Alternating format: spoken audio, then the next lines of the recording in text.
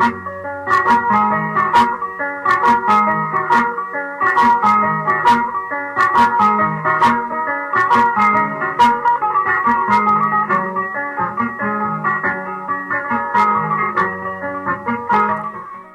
écoutez Radio Mali, il est 13h à Bamako.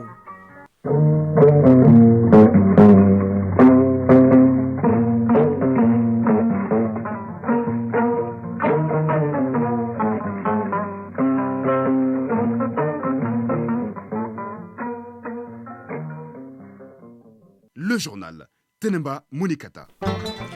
La deuxième édition du Mali Actualité dans ce journal. Les méfaits des déchets plastiques, c'est le sujet de la chronique Environnement. Agibou Koulibaly souligne les casse-têtes apparemment insolubles qui constituent désormais ces déchets pour nos villes. Sport avec Aridjou Matina, qualification des Aigles d'Âme à la CAN 2024 au Maroc. 7e journée du championnat national première division aujourd'hui et d'autres nouvelles sportives. Mesdames, Messieurs, bienvenue. L'humanité a atteint 8 milliards d'individus.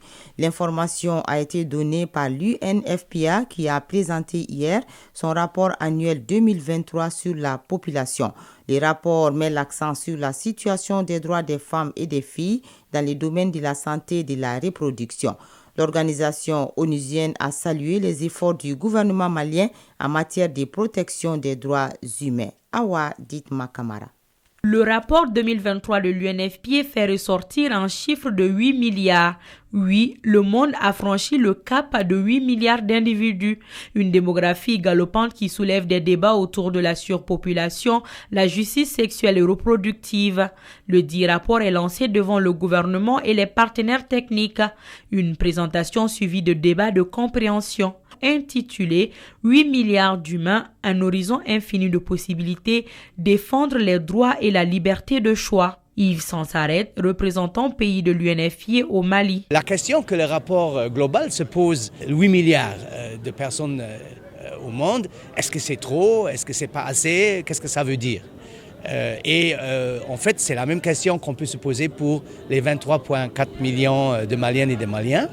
Et en fait, ce que le rapport met sur la table, en fait, que c'est la population, c'est la richesse d'un pays, et c'est pas vraiment peut-être la question adéquate de poser si on est trop, si on n'est pas assez, mais c'est plutôt les millions de possibilités et d'opportunités de développement, d'innovation. Le rapport 2023 sur la population englobe les 3 principes de l'UNFPA. Il s'agit du respect de la planification familiale, 0 décès maternel et 0 violence basée sur le genre. Les représentants de l'organisation onusienne se disent être en phase avec le gouvernement malien sur les questions du genre. Il n'y a pas mieux que le contexte actuel au Mali où on a un État qui est fortement concentré sur ces questions pour faire de sorte que l'État avec ses choix, avec sa population, sa jeunesse qui représente la grande majorité. C'est une richesse énorme. Birama Tangara, conseiller technique au ministère en charge de la population. Quand on entend les hommes, les femmes, les jeunes, non, il faut analyser la population du Mali dans toute sa structure. Quand on essaie d'analyser la pyramide, vous allez voir que les différentes tranches d'âge n'ont pas les mêmes besoins. L'UNFPA s'engage à soutenir le gouvernement malien dans ses efforts de défense et de protection des droits humains. Ouverture lundi à Caille de l'atelier de capitalisation du projet Autonomiser les adolescentes par l'éducation. Pendant 2 jours, les participants sont informés des résultats atteints ainsi que des difficultés rencontrées dans la mise en œuvre du projet. La cérémonie d'ouverture présidée par le conseiller aux affaires économiques et financières du gouverneur de la région de Caille a regroupé les acteurs de l'éducation de Caille, Kita, Nioro du Sahel ainsi que des acteurs de mise en œuvre du projet. Balkissa Saadibou Chérif Aïdara. Réinsérer les adolescentes non scolarisées ou déscolarisées dans le système éducatif en améliorant leurs conditions d'apprentissage à travers le renforcement des capacités des enseignants, des structures de gestion de l'école en mode décentralisé et leur suivi par les services techniques de l'État, c'est l'objectif du projet d'autonomisation des adolescentes par l'éducation au Mali. Il est mis en œuvre par l'UNICEF à travers son partenaire Fandema Educo sur financement de l'agence de développement norvégien NORAD. Paul Bamba Keita, coordinateur de Fandema Educo. On a mis une alternative, les centres de scolarisation accélérés ou passerelles, qui a couvert les enfants entre 8 et 12 ans qui n'ont pas eu la chance d'aller à l'école ou qui ont été exclus de l'école de façon très précoce. Il y a l'insertion et la réinsertion, surtout au niveau du fondamental 2. Hamadoun Ba, chef de bureau de l'UNICEF CAI. Le droit à l'éducation occupe une place importante. Dans cette logique, l'UNICEF travaille avec ses partenaires et le gouvernement malien pour soutenir l'amélioration de la gestion de l'école. Le conseiller aux affaires économiques et financières du gouverneur de la région de CAI a salué les résultats obtenus dans la mise en œuvre du projet. Asagaïdou Maïga, conseiller aux affaires économiques et financières du gouverneur de CAI. Ces résultats concernent 2340 enfants de 7 à 8 ans, dont 1262 filles insérées à l'école durant les années scolaires 2020, 2021 et 2022. 3129 enfants de 9 à 13 ans, dont 1573 filles transférées en classe de 4e et 3e année du fondamental via les SSAP des années 2021-2022 et 2022-2023. Le projet Autonomiser les adolescentes par l'éducation est mis en œuvre depuis 2020 dans les régions de Caille, Kita et Nioro du Sahel, dans 8 centres d'animation pédagogique. Caille, Balkissa Sadibou Chérif Haïdara, Sidi Haïdara, pour l'ORTM. Le conseil régional de Sikasso a animé une conférence de presse sur les réalisations qu'il a faites dans les différents pôles de développement.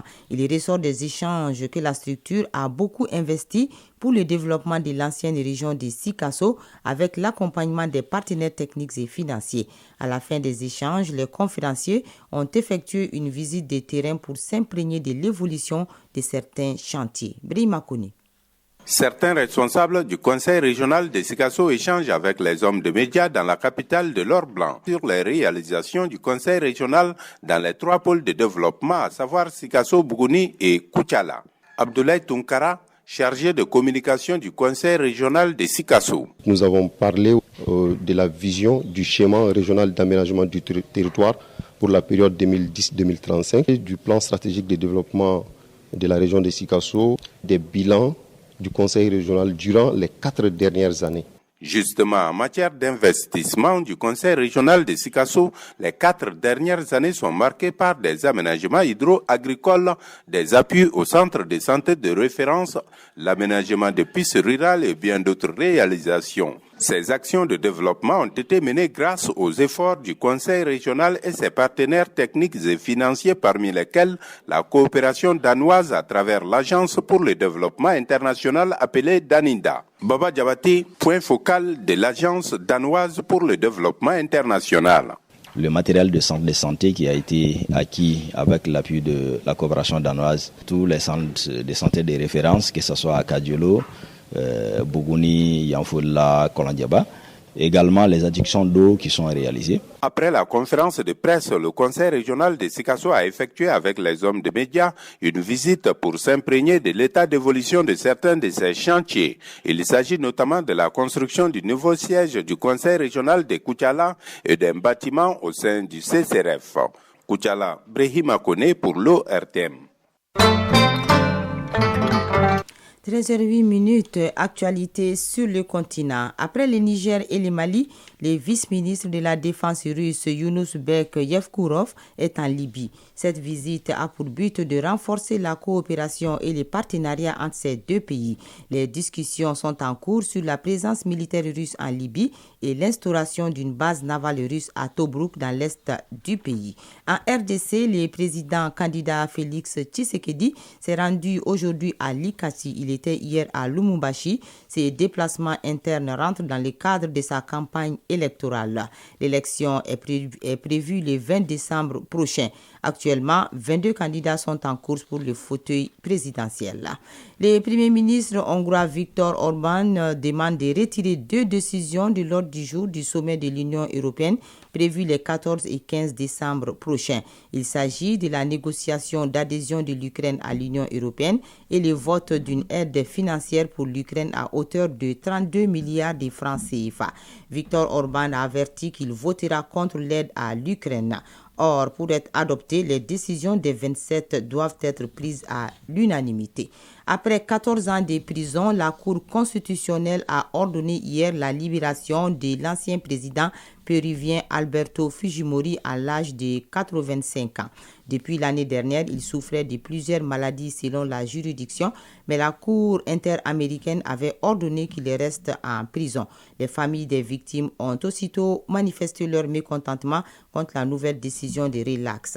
L'ancien président Alberto Fujimori est jugé coupable de la mort de 25 personnes lors de la guerre contre le terrorisme entre 1980 et 2000. Retour chez nous, 74%, c'est le taux de réalisation des activités du projet multi-énergie pour la résilience et la gestion intégrée des terroirs mérite. Le projet tient son 3e comité de pilotage. Il s'agit de faire les bilans pour l'exercice 2023 et valider les programmes de travail et les budgets annuels portant sur les activités à réaliser en 2024. Moussa Papa Aïdara. Les membres du comité de pilotage du projet multi-énergie pour la résilience et la gestion intégrée des terroirs mérites sont réunis pour la 3e fois. Ils valident le programme de travail et de budget annuel PTBA portant sur les activités du projet à réaliser en 2024. Le dit projet vise surtout à améliorer de façon durable l'accès des populations rurales à des énergies renouvelables et à la productivité des sols. L'un des mérites du projet Mérite est qu'il permet d'aider les femmes maraîchères à obtenir plus de revenus. Le bilan pour l'exercice 2023 est satisfaisant. Daniel Simeon Kilima, secrétaire général du ministère de l'Agriculture. Le projet a enregistré quelques résultats probants, à savoir l'élaboration des plans communaux d'adaptation au changement climatique, la construction des biodigesteurs, la mise en place des parcelles fourragères, la dotation des producteurs en semences fourragères, l'élaboration et la diffusion de la stratégie genre et inclusion sociale, l'élaboration et la diffusion de la stratégie de gestion des savoirs et de communication, la formation des partenaires régionaux sur des outils de suivi et évaluation de mérite, l'organisation de rencontres techniques avec les partenaires de mise en œuvre du mérite et enfin la tenue du comité technique de coordination en vue d'intégrer dans les PTBA les contributions des structures techniques de l'État et des ONG SNV et AVSF. Plusieurs activités sont au programme pour l'exercice 2024 afin d'atteindre un plus grand niveau de résultats. Cela dans l'idée de réduire la pauvreté des ruraux dans le sud du Mali. Daouda Diallo, coordinateur du projet Mérite. Malgré les difficultés rencontrées par le projet, nous sommes à plus de 74% de réalisation physique des activités. L'exécution financière aussi pareil. Les perspectives, je pense, sont grandes parce que, comme je l'ai dit, le projet gagne en âge, donc il faudra amplifier les activités. Donc il y aura 150 périmètres maraîchers qui seront réalisés au bénéfice de nos dames rurales et pas mal d'autres activités telles que les biodigesteurs, des kits photovoltaïques. Nous savons que la question énergétique est là, donc nous allons installer plus de 600 kits photovoltaïques au niveau rural, en plus des biodigesteurs, produire des fertilisants pour nos paysans. Pour une durée de 6 ans, le projet multi-énergie pour la résilience et la gestion intégrée des terroirs Mérite doit atteindre 42 000 ménages, dont au moins 50% de femmes et 30% des jeunes dans les régions de Kayes, Koulikoro, Bougouni, Ségou et Sikasso.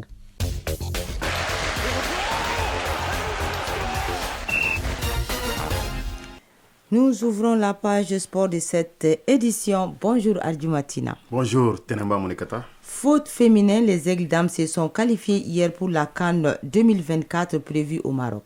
Oui, l'équipe nationale féminine du Mali sera en 2024 au Maroc à la phase finale de la Coupe d'Afrique féminine. Déjà large vainqueur 7-2 à Bamako il y a quelques jours au compte du dernier tour des qualifications. Les Aigles dames se sont encore imposées face à la Guinée battue 3-0. C'était dans un match délocalisé à Hambourg au Sénégal à la demande de la partie guinéenne. Les 3 buts de l'équipe nationale féminine ont été marqués par Fatoumata Diarra à la 41e minute, Oumou Kone à la 57e minute et Aguesha Diarra, l'attaquante vedette des Aigles dames, a inscrit le 3e but dans les arrêts du jeu. Après un petit passage à vide, la sélection féminine sera au rendez-vous de la CAN au Maroc. Les autres rencontres de tour se sont également jouées et les qualifiés sont connus. Oui, les autres matchs du dernier tour des qualifications ont livré leurs secrets, levant ainsi le voile sur les 12 nations qualifiées pour la 15e édition de la CAN féminine en 2024 au Maroc. Le Maroc, pays organisateur, était qualifié d'office. Les autres pays sont le Mali, l'Afrique du Sud, l'Algérie, la RD Congo, le Botswana, la Tanzanie, le Ghana, la Tunisie, le Sénégal, la Zambie et le Nigeria. Championnat national de première division, la 7e journée se poursuit aujourd'hui. 3 rencontres se jouent cet après-midi à 16h sur le terrain du Djoliba Athletic Club. US Bougouni sera face aux 11 créateurs de Nyarela sur le terrain du stade malien de Bamako. USFAS affronte USA Bougouba et au terrain de l'ASB, l'association sportive de Korofina ESCO jouera contre USC Kita. Le match Binga FC Stade malien de Bamako est reporté à une date ultérieure. Cela en raison de la rencontre du stade malien de Bamako ce dimanche en Afrique du Sud au compte de la 3e journée des matchs de poule de la Coupe de la Confédération. Les Blancs de Bamako s'envolent d'ailleurs ce mercredi pour l'Afrique du Sud. Déjà hier, 4 rencontres ont été jouées au compte de cette 7e journée. L'AS Police a battu 1-0 Black Star de Badalabougou. Le leader l'AS Real de Bamako a fait match nul 0-0 contre Afrique Football Elite. À Ségou, l'AS Bakary Dian s'est incliné 3-2 devant le club olympique de Bamako et ouf de soulagement pour le Djoliba Athletic Club après sa défaite lors de la 5e journée. Hier, les Rouges de Bamako se sont imposés 1-0 contre ATS de Koro. Un mot de football en Europe avec les championnats et la coupe dans certains pays. Commençons d'abord par l'Allemagne avec la Coupe d'Allemagne qui est au niveau des 8e de finale. Hier, Kaiserslautern, Fortuna Düsseldorf, FC St. Pauli et le Borussia Mönchengladbach se sont qualifiés pour les quarts de finale. Les 4 derniers 8e de finale se jouent ce mercredi à l'affiche Hertha Berlin-Hambourg, Bayern Leverkusen, Paderborn, Stuttgart, Borussia Dortmund et FC Saarbrücken, le modeste club de division inférieure qui avait réalisé la sensation en 16e de finale en éliminant le grand Bayern Munich, reçoit ce soir une trash à Francfort. Coupe d'Italie, les 8e de finale ont démarré hier par une rencontre. Ainsi, la Lazio de Rome a battu 1-0 Genoa. Ce soir, la Fiorentina jouera contre Parma. Championnat à présent en Ligue 1 française, l'Olympique de Marseille, 9e avec 17 points, accueille l'Olympique lyonnais, dernier du championnat s'il vous plaît avec 7 points. C'est là au compte du match en retard de la 10e journée. Et en Angleterre, la 15e journée de Premier League se poursuit aujourd'hui avec 6 matchs. Il y aura Brighton, Brentford, Crystal Palace, Bournemouth. Fulham jouera contre Nottingham Forest. Sheffield United reçoit Liverpool. Aston Villa va jouer contre Manchester City et le choc Manchester United-Chelsea. Coup d'envoi de cette rencontre 20h15. Hier, la 15e journée a démarré avec 2 rencontres. Wolverhampton l'a emporté 1-0 devant Burnley et Arsenal en déplacement dans un match riche en rebondissements et match fou. Les Gunners sont parvenus finalement à s'imposer dans les ultimes secondes du temps additionnel 4-3 face à Luton Town. Du coup, les Gunners d'Arsenal confortent leur place de leader avec 36 points désormais. Merci Aridou Matine. Chronique de l'environnement. La gestion des déchets plastiques est devenue une préoccupation nationale. Les plastiques envahissent notre environnement et donnent à nos villes une image peu flatteuse et insalubre. En visitant la capitale, on est tout de suite écœuré par les dépôts d'ordures anarchiques. Conséquence des maladies comme la dengue et des inondations par endroits, surtout pendant l'hivernage. La chronique de l'environnement en rediffusion avec Agibou Koulibaly. Les déchets plastiques constituent un vrai problème de développement et de gestion de notre environnement. Presque toutes les localités, villes, villages de notre pays sont envahies par des emballages et des sachets en plastique abandonnés dans la nature après usage par les populations. C'est pourquoi ils sont devenus une menace omniprésente pour la santé publique, les moyens de subsistance et l'environnement. Diallo Oumou Modibo Keita, directrice exécutive de Jeunes Volontaires pour l'Environnement. Un plastique, c'est un élément qui est non biodégradable, dont la durée de vie est assez longue concernant sa dégradation en cas d'exposition ou en cas de relation avec la terre. L'impact des sachets plastiques se manifeste en milieu rural par la dégradation des terres de culture. Leur consommation constitue un danger pour le cheptel. Oumar Lamine Diaby, fondateur et gérant du centre de recyclage et de transformation des déchets plastiques. Et ça impacte sur les animaux parce que quand ça se décompose en particules, les animaux les mangent et ce qui fait que en fait ça crée pas mal de problèmes au niveau du santé. Comme c'est du pétrole, le plastique est vraiment très très nocif pour la santé de l'homme. Des acteurs y ont trouvé une opportunité. Ils transforment ces déchets en objets utilitaires. Lamine Dambélé, PDG de Macro-Ouest. Pour trouver les solutions au plastique d'abord, il faut être sûr que vous avez un réseau qui peut collecter les plastiques. Il y a beaucoup d'entreprises qui ont ouvert leurs portes pour les PET, les H2PE, les PPE, toutes sortes de plastiques qui sont réutilisés ici au Bamako pour faire des chaussures, pour faire des seaux. Pour que ces solutions peuvent être durables, il faut que l'État intervienne. Parce que si ces entreprises préparent ces pavés, personne ne les achète. Les déchets plastiques ne se dégradent pas aussitôt. Ils restent pour longtemps. Les estimations sur la durée de vie du plastique vont de 450 ans à l'infini. À défaut donc de pouvoir arrêter leur fabrication et leur utilisation, il est nécessaire de multiplier les efforts pour les rendre utiles en les recyclant. Les secteurs publics et privés doivent travailler de concert pour la gestion des déchets plastiques. Merci Agibou Koulibaly. Et ici s'achève cette édition présentée par Tenemba Mounikata, mise en onde par Alimata Ouattara, mise en ligne par Sekou Traoré, réalisation Adam Maïga, coordination Ousmane Dao. Merci à vous de nous avoir suivis.